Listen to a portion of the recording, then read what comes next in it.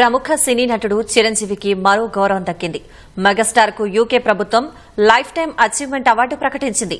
Cinema రంగంలో చిరంజీవి అందిస్తున్న సేవలకు అవార్డు ప్రకటించింది. మార్చి 19న యూకే పార్లమెంటులో చిరంజీవికి అవార్డు ప్రదానం చేయనున్నారు.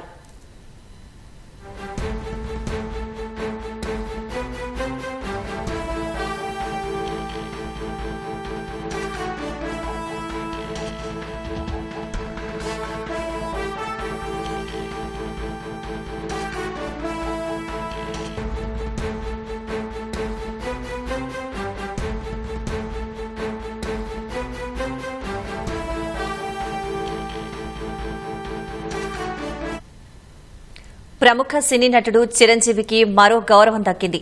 మెగాస్టార్ కు యూకే ప్రభుత్వం లైఫ్ టైం అచీవ్మెంట్ అవార్డు ప్రకటించింది.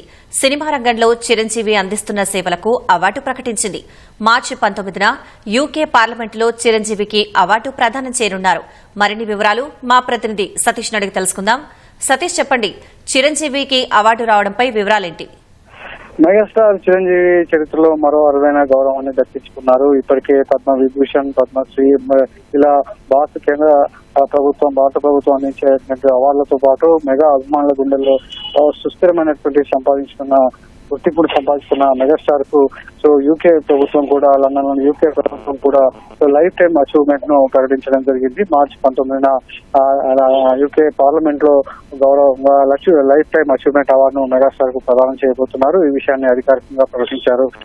కొద్ది రోజుల నుంచి కూడా ఈ వార్తకు సంబంధించి సామాజిక మాధ్యమాల్లో చక్కర్లు కొడుతుంది.